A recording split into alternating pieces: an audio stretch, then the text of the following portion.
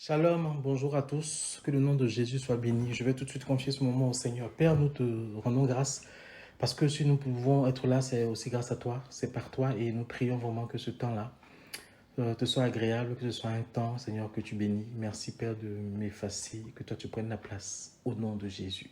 Que ce message-là touche une âme et si une âme est touchée, l'objectif sera atteint, Seigneur. Sois avec nous, Père, et que ton seul nom soit glorifié encore au nom de Jésus. Amen. Voilà, donc nous continuons sur la solitude. Donc le mardi dernier, on a parlé de la solitude existentielle ou spirituelle, qui est une solitude fondée sur l'absence de Dieu dans la vie de l'humain, dans la vie de l'homme. Et c'est parce que Dieu n'est pas là qu'on se sent aussi seul. Voilà, donc je veux vraiment vous dire merci pour vos écoutes, pour vos suivis et que vraiment Dieu vous bénisse. Aujourd'hui, on va continuer. Donc on va voir aujourd'hui la solitude sociale. Donc la solitude sociale, c'est un sentiment d'insignifiance que l'on peut ressentir au-dedans de soi.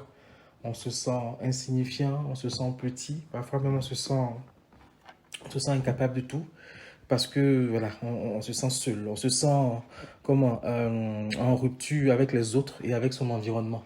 On n'arrive pas à s'intégrer, on n'arrive pas à se connecter aux autres, puis on n'arrive pas à s'adapter à notre environnement. C'est comme une impression d'être à côté de tout, ne pas être dans le coup. Voilà, c'est un peu comme, pour parler de façon, on va dire, triviale, comme si tu étais à côté de la plaque. Voilà, tu ne t'en sors pas, quoi.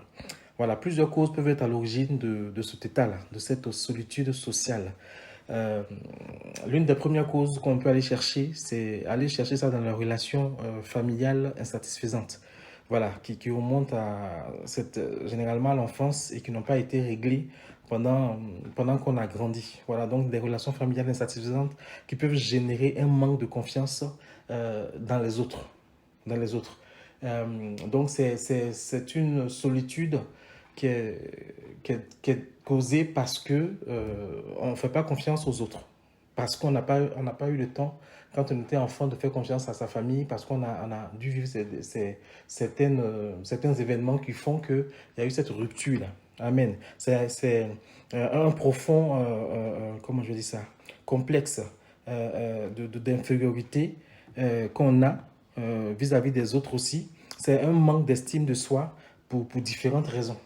Hein. Donc, complexe d'infériorité et puis un manque d'estime de soi pour différentes raisons. Je ne sais pas si on me suit. Donc, la solitude sociale, c'est un sentiment d'insignifiance que l'on peut ressentir au-dedans de soi. La solitude sociale, c'est un peu comme une rupture avec les autres, avec son environnement. On a du mal à s'adapter, on est un peu à côté de tout, on est à côté de la plaque, si on peut parler de façon populaire. C'est une impression voilà, de ne rien pouvoir faire, de ne rien savoir faire. Et les causes, comme je l'ai dit, ça peut être un problème de relation familiale insatisfaisante qui ont fait qu'on a perdu la confiance aux autres et puis des événements qui, dans notre enfance ou dans notre environnement, qui ont fait qu'on a perdu confiance en nous-mêmes et puis on a un complexe d'infériorité. Et cela peut avoir différentes raisons. Hein. Et c'est le dénigrement, l'autodénigrement, si on peut dire ça, on dénigre tout, notre physique, notre intellect.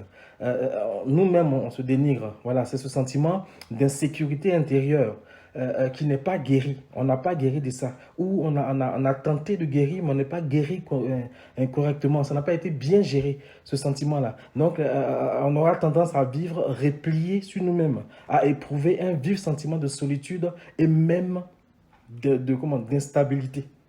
Amen. Comment? On va se sentir parfois inutile. On va se sentir parfois inutile. Et c'est beaucoup de cas comme ça on rencontre ce genre de cas chez beaucoup de chrétiens qui, malgré le fait qu'ils soient enfants de Dieu, ils n'arrivent pas à laisser Dieu les guérir. C'est comme s'ils étaient toujours hantés par ce qu'ils ont vécu, hantés par leur passé. Et ça leur revient en permanence et ils ont du mal à se laisser guérir. Et même quand la guérison commence, il y a quelque chose qui va venir déclencher ça et ça va faire que toute la confiance qu'ils ont gagnée à cause de Jésus, grâce à Jésus, va partir d'un coup et puis vont se retrouver dans ce sentiment de solitude-là et puis ils vont retomber dans cette solitude sociale-là. Voilà, il faut laisser l'Esprit de Dieu nous guérir. L'Esprit de Dieu, c'est le meilleur thérapeute. Et quand on fait ce lâcher prise-là, il est capable d'entamer un processus de guérison dans notre vie.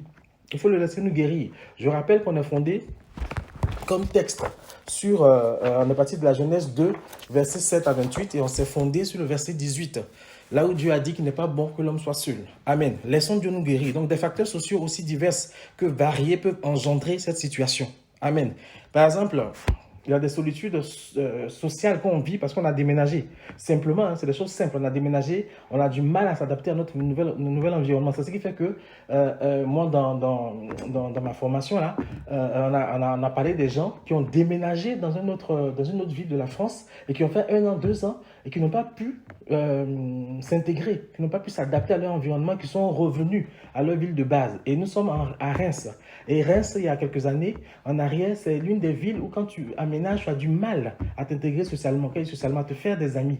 Donc il y a des gens qui ont démarré ici, qui ont fait 4 ans, 5 ans, qui sont retournés dans leur ville d'origine parce qu'ils n'arrivaient pas à s'intégrer. Ça s'appelle aussi une solitude sociale, due à un déménagement. Et puis il y a des changements fréquents de cadre de vie. Il y a des gens qui voyagent beaucoup dans le cadre comment je vais dire ça, de leur travail, qui doivent bouger beaucoup et qui souffrent vraiment de solitude sociale parce qu'ils n'arrivent pas à créer des liens affectifs avec d'autres personnes en dehors de la famille. Amen. Ça aussi, il faut en tenir compte. Il faut en tenir compte. Et puis, il y a la perte de nos repères habituels. Voilà, quand on est dans une situation où on a perdu nos repères habituels, on se sent seul. Souvent, c'est le cas des enfants aussi. Quand vous déménagez subitement comme ça en milieu d'année, les enfants, ils perdent leurs repères. Il faut qu'ils se créent de nouveaux liens d'amitié et ils ont du mal. Et ils rentrent dans l'école, ils sont tristes parce qu'ils n'arrivent pas à se lier d'amitié parce que les groupes sont créés. C'est pour cela que, autant que possible, là, si vous voulez déménager en fin d'année scolaire. Préparez les enfants pour que quand ils déménagent dans leur nouvelle maison, ils puissent commencer l'année avec dans la nouvelle école pour créer des groupes dès le début d'année. Parce qu'en milieu d'année, les groupes sont créés et ils ont du mal à s'intégrer. Nos enfants ont souffert de ça parce qu'on a dû partir en 2018 comme ça, en plein milieu d'année. Et donc, chers parents, évitons cela autant que possible pour ne pas mettre nos enfants dans une situation de solitude sociale. Ça peut vraiment être dangereux pour eux. Amen, amen. Et en tant qu'enfant de Dieu, il faut comprendre et prendre conscience de notre grande valeur aux yeux de Dieu. Amen. Dans la solitude sociale, quand tu as l'impression que tu n'arrives pas à te connecter aux gens, quand tu as l'impression que les gens ne t'aiment pas, parce qu'il y a des gens qui ont l'impression que les gens ne les aiment pas, mais en réalité, ils ont tellement perdu confiance aux gens qu'ils ne font même pas la démarche. Et ils sont dans un auto-dénigrement permanent et parfois même ils sont dans une souffrance qu'ils créent eux-mêmes. Quand c'est comme ça, il faut te dire que Dieu, qui est ton papa, il te donne de la valeur. Il te donne de la valeur. Il faut en prendre conscience. Il faut en être conscient. Il faut comprendre ça. Amen. Cela peut te libérer. Et quand tu dis ça, il faut le dire avec conviction. Il faut le vivre. Il faut croire que pour Dieu, tu as de la valeur. Cela peut te libérer. Cela peut te guérir. Cela peut te sortir du complexe d'infériorité. Et vous imaginez quelqu'un qui souffre déjà de solitude existentielle, spirituelle, va souffrir forcément de solitude sociale. Amen. Mais tu peux souffrir de solitude sociale sans souffrir de solitude existentielle. Et quand tu ne souffres pas de la solitude spirituelle ou existentielle, tu gères mieux la solitude sociale. Amen. Mais quand tu souffres déjà de solitude spirituelle ou existentielle, c'est la solitude sociale pour toi, c'est grave. C'est grave. Ça peut être grave. Donc, faisons vraiment attention. Faisons vraiment attention dans notre manière de gérer les affaires, dans nos vies de tous les jours. Et quand nous sentons que nous allons être seuls, il faut faire attention. Il faut faire attention. Il vaut mieux, comment je vais dire ça, vivre dans une ville que tu n'aimes pas, mais où tu es sûr que tu ne seras pas seul parce que tu aimes la solitude, que d'aller vivre dans une ville que tu aimes et puis être seul. Il y a des gens qui vivaient avec maison vue sur la plage, vue sur la mer, pardon, et la mer a été leur sépulcre. Parce qu'à un moment donné, c'était tellement seul qu'ils se sont suicidés, ils se sont noyés. Donc, faisons vraiment attention. Le psaume 139, 14 nous dit ceci. « Je te loue de ce que je suis une créature merveilleuse. » Sachons que pour Dieu, nous sommes merveilleux. Nous sommes une créature merveilleuse. La créature qu'il a pris le temps de faire. Quand on lit bien la Genèse, la Bible dit qu'il nous a fait de ses mains.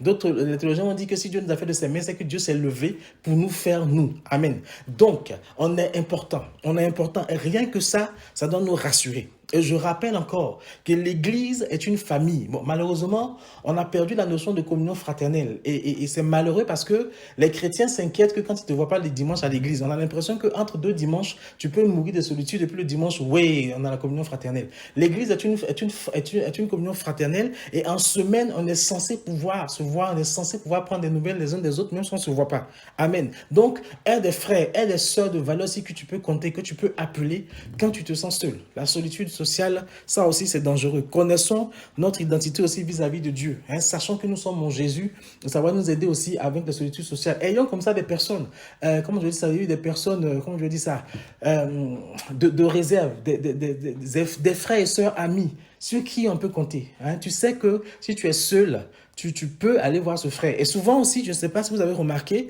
tu vas voir le frère ou la sœur, il n'est pas là. Mais le seul fait d'être chez le frère ou chez la sœur, tu te sens bien, tu ne te sens pas seul, parce que l'environnement est différent. C'est un environnement dans lequel tu te sens bien. N'hésitons pas à faire ce genre de choses-là. Ça va nous aider aussi parfois à sortir de notre solitude. Amen, amen. Nous sommes une créature merveilleuse. Et en tant que créature merveilleuse, on est entouré aussi de créatures merveilleuses qui sont nos frères et sœurs.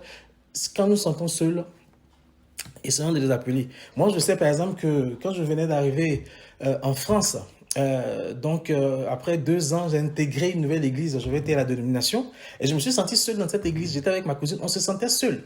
Parce que les gens, en fait, tu arrives dans l'église, au lieu que ce soit eux qui viennent t'accueillir, ils attendent que ce soit toi qui fasses la démarche. Et quand tu fais la démarche aussi, ils sont entre eux, ils sont en groupe, bien aimés. C'est parce que j'étais en Jésus, donc je n'avais pas cette solitude existentielle. Et puis j'étais avec ma cousine, donc on a tout fait, puis on a pu intégrer cette église-là. Mais c'est difficile en Europe d'intégrer comme ça les églises parce qu'ils sont entre eux. Même les dimanches, quand vous sortez, ils sont entre eux. Et puis les gens discutent entre eux. Et puis les nouveaux venus se sentent un peu délaissés. C'est pour cela qu'il est important que les groupes d'accueil dans nos églises là soient bien formés pour aller, eux, vers les gens qui viennent d'arriver pour les intégrer. C'est très, très, très important. Et une personne qui arrive dans une église où elle est bien accueillie, elle va certainement rester. Amen, amen. Il faut apprendre à s'adapter aussi au milieu dans lequel on vit, tout en recherchant ce que Paul conseille à Timothée, 2 Timothée 2, 22. S'adapter au milieu dans lequel on vit, ce n'est pas aller faire n'importe quoi avec tout le monde. Paul dit à Timothée, fuis les passions de la jeunesse et exhorte, invoque le Seigneur avec... en fait, sois en compagnie de ceux qui invoquent le Seigneur. Voilà, 2 Timothée 2, 22. Donc, il faudra aussi s'adapter à son milieu de vie, mais il ne faudrait pas que la solitude dans laquelle nous sommes nous entraîne vers des mauvaises compagnies qui vont nous éloigner aussi de Dieu. La solitude sociale, souvent, pour la combler, on est porté à aller vers des gens qui ne sont pas enfants de Dieu. Souvent, ça nous crée des problèmes. Je me rappelle une sœur qui s'est convertie et en fait, quand on ne voyait pas la dimanche à l'église, personne ne s'occupait d'elle. Personne ne cherchait à savoir ce qu'elle était devenue. Pourtant, elle avait une vie difficile. Et après, elle n'est plus venue à l'église. Et un jour, les frères, je crois, une sœur ou un frère l'a rencontrée et dit, mais on ne te voit plus. La sœur a dit, mais vous savez que j'ai une vie difficile, je me suis converti. Et quand je suis pas là le dimanche, ça n'inquiète personne. Et les gens là, avec qui j'étais, eux, quand ils me voient pas juste 1 heure, ils vont me chercher. Ils vont savoir ce qui ne va pas. Ils vont savoir pourquoi je ne suis pas venu. Et ça, ils sont pas enfants de Dieu, mais je me sens plus en famille, je me sens moins seul avec eux que dans l'église. Et ça, c'est un problème vraiment dans l'église. C'est vraiment un problème dans l'église, excusez le bruit. Et il faut vraiment qu'on puisse y remédier. Donc, quand vous sentez la solitude sociale, faites la démarche d'en sortir. Amen, amen. Et on va finir avec la solitude affective. Je veux juste rappeler que Dieu ne nous a pas créés pour que nous soyons des êtres solitaires. Amen. On n'a pas été créés pour être solitaires. Amen, amen. Donc, on a vu la solitude existentielle ou spirituelle, la solitude sociale, je vais parler de la solitude affective.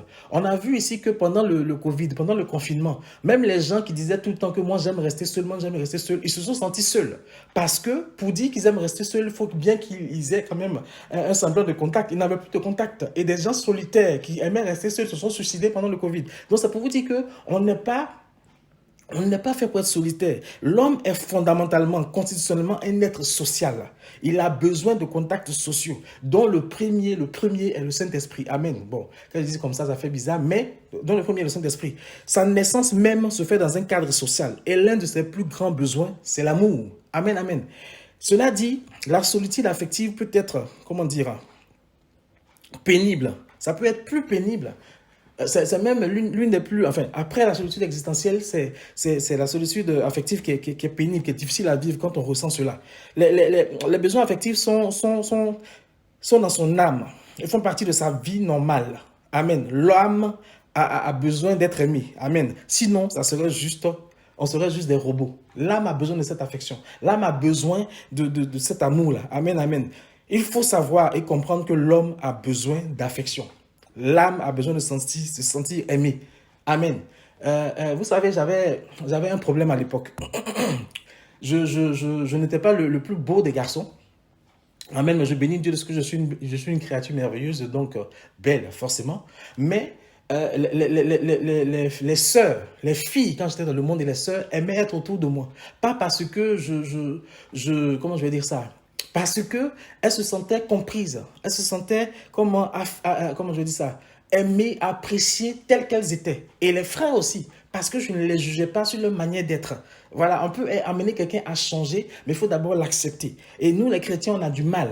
Il faut comprendre que l'âme a besoin d'affection. Des études ont montré qu'un enfant sans affection évolue différemment d'un enfant qui a reçu l'affection. Quand j'étais en formation pour d'éducateurs spécialisés, on nous a montré deux études comme ça, les enfants qui avaient de l'affection et ceux qui n'avaient pas d'affection. On a vu que ceux qui avaient de l'affection, ils grandissaient, ils croissaient, ils étaient des enfants équilibrés. Voilà, ils étaient bien, alors que ceux qui manquaient d'affection, ils étaient un peu rabougris. En fait, ils avaient un développement un peu ralenti. L'affection, c'est très, très important. Il ne s'agit pas que de relations amoureuses ou de rapports sexuels. Cela s'étend à tous les domaines de notre vie. Que ce soit la famille, que ce soit dans le groupe où nous sommes, que ce soit dans notre travail. On a besoin d'affection. C'est pour ça que quand tu travailles, même si tu es bon dans ton travail et que tu sens que tu n'es pas aimé, tu vas te sentir seul. Tu vas te sentir mal parce que tu as besoin quand même de cette affection, de cette reconnaissance-là. Amen. La solitude affective est due à l'absence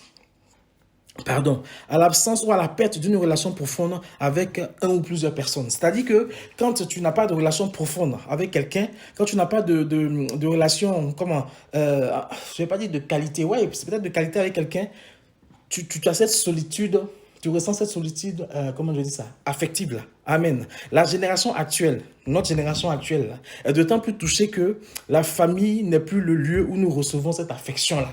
Amen.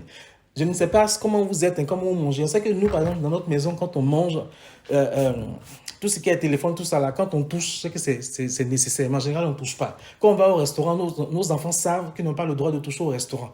Amen. Et quand moi-même, mes enfants sont là, quand ils savent qu'ils doivent rentrer, tout ce que je dois faire comme travail, je mets ça en stand-by pour m'occuper d'eux. La famille doit être le premier lieu où on reçoit l'affection. Moi, je vais pas parler de mon vécu, mais je suis passé dans plusieurs familles et dans chaque famille, il s'est passé des choses. Amen. Mais je sais parfois que dans certaines situations, je me suis senti vraiment seul. Amen, amen. Donc, c'est pas tant que tu te sens pas seul parce que les gens ne t'aiment pas.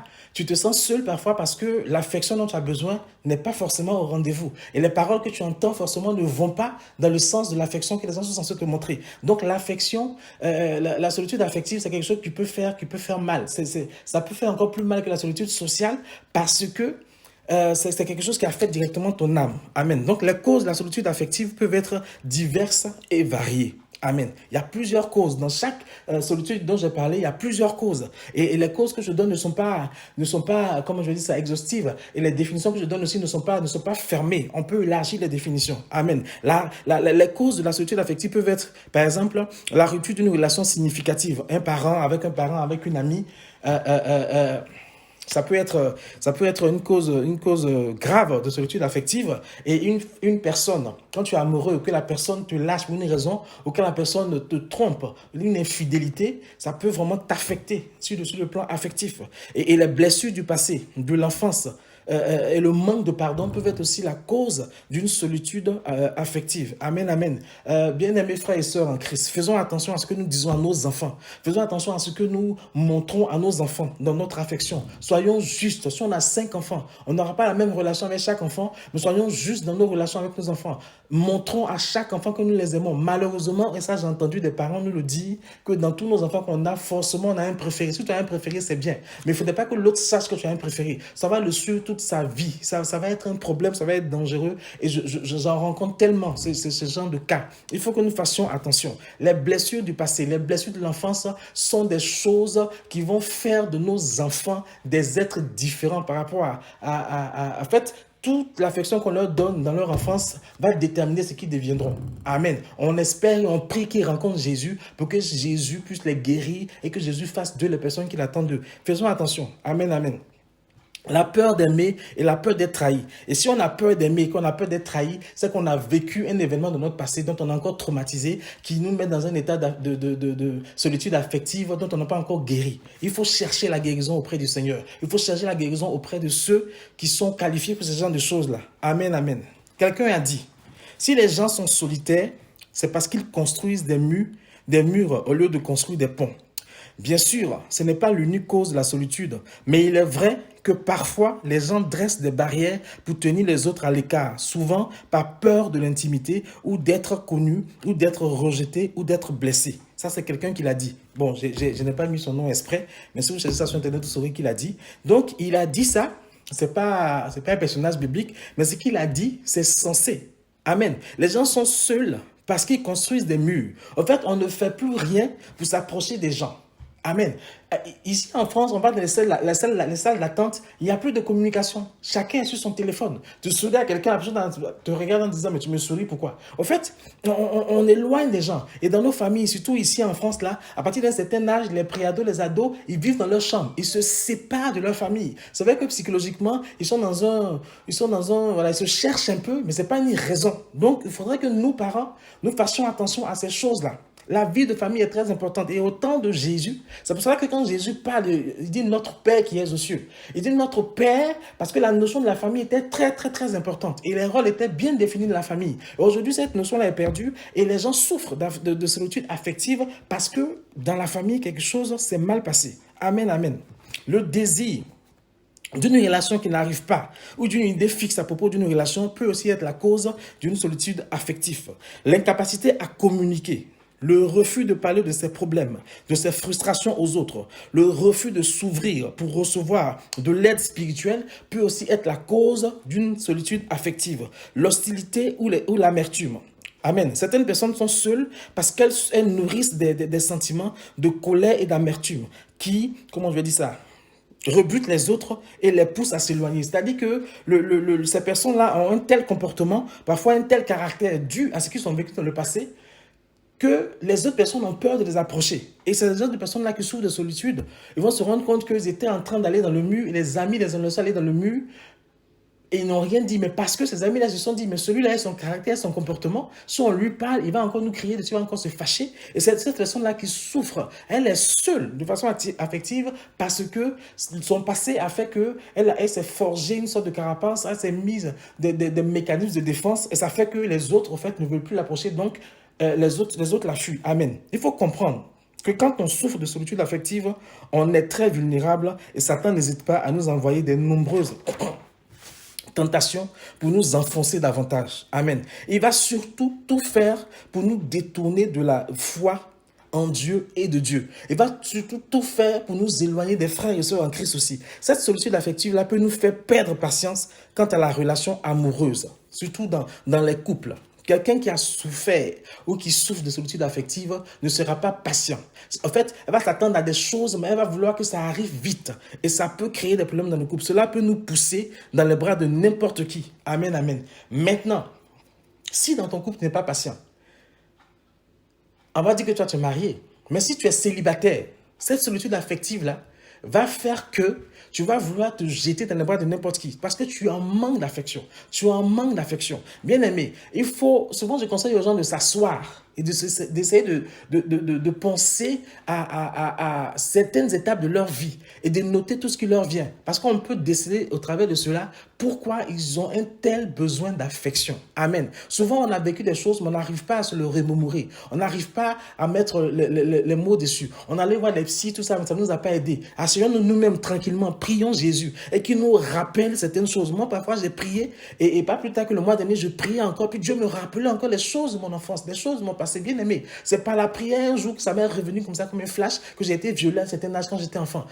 Vous voyez, donc il faut s'asseoir comme ça et puis parfois se rappeler ces choses-là. Laisser l'Esprit de Dieu nous rappeler. Et quand il nous met ça comme ça en évidence, il sait qu'il veut nous guérir. Amen, amen. On peut aussi se conformer au siècle présent parce qu'on manque d'affection, parce qu'on on souffre de solitude affective. Il faut faire attention. Cela peut nous amener à nous réfugier dans l'alcool, dans la drogue, dans la pornographie, dans la masturbation, et cela même peut nous conduire au suicide. Bien aimé, il faut qu'on comprenne que ce soit la solitude existentielle, la solitude sociale, la solitude affective, tout cela peut être dangereux. Maintenant, quelqu'un qui souffre de ces trois choses-là, en général, quand on souffre de solitude existentielle ou spirituelle, on va souffrir socialement, on va souffrir aussi affectivement. Amen. Mais quand on ne souffre pas de solitude existentielle, on peut mieux gérer avec l'Esprit de Dieu la solitude sociale et la solitude affective. Il faut vraiment, vraiment, vraiment faire attention parce que beaucoup de chrétiens en souffrent. Beaucoup de chrétiens souffrent de solitude. Il faut vraiment, vraiment, vraiment faire attention. Voilà, bien aimé, ce que je voulais dire sur la solitude. On peut en dire beaucoup et il peut y avoir encore beaucoup de causes à cette solitude-là. Donc, faisons vraiment attention. Faisons attention à comment nous parlons à nos enfants. Parlons avec nos enfants de ce qu'ils souffrent. Quand vos enfants rentrent de l'école, demandez-leur si tout s'est bien passé. Faites attention à l'amour que vous leur communiquez, à l'amour que vous leur donnez. Amen, amen. C'est très, très, très, très important. Ce qu'ils vont vivre dans leur enfance va déterminer les personnes qui vont devenir. Et avec l'aide de Dieu, on croit qu'ils seront des bonnes personnes. Mais faisons attention. Voilà, que le nom de Jésus soit béni. Et puis, merci pour votre écoute. Merci pour votre attention. Si le message vous a plu, n'hésitez pas à le liker, à le diffuser. Et retenons toujours que celui qui peut nous aider aussi dans ces genres de situations-là, il s'appelle Yeshua HaMashiach. Et souvenons-nous toujours que Dieu, le créateur de l'humanité, de l'univers, c'est notre papa. Soyez bénis. Amen, amen. Et on se retrouve la prochaine fois. Soyez bénis.